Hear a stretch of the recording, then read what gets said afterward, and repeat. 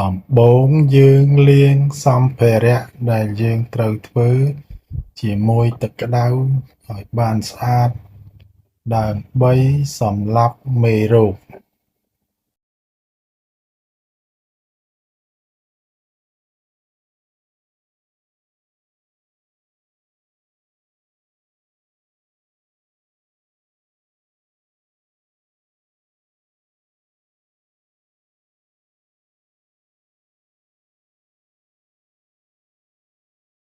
បន្ទាប់មកយើងចាក់ទឹកដោះគោចូលទៅក្នុងកែវ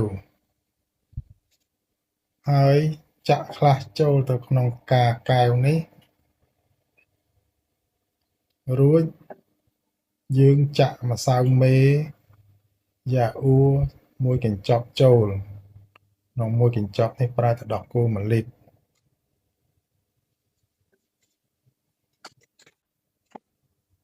បន្ទាប់មកយើងកូរវាឲ្យសព្វកុំឲ្យសល់នៅជាប់កែវរួចចាក់ចូលទៅក្នុងកែវដែលធ្វើយ៉ាអ៊ូចាក់ទឹកដោះគោចូលកែវមួយទៀតយកម្សៅទឹកដោះគោមានគ្រីមនេះដាក់ចំនួន6ស្លាបព្រា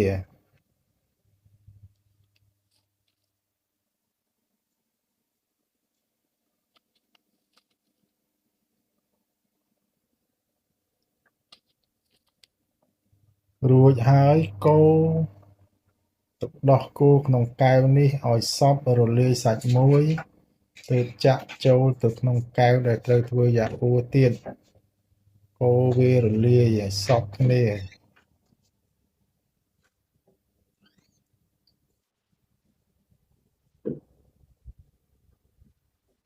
រួចយើងដួសពពុះចេញ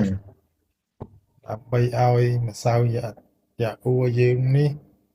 ឡើងសាច់ម៉ដ្ឋល្អ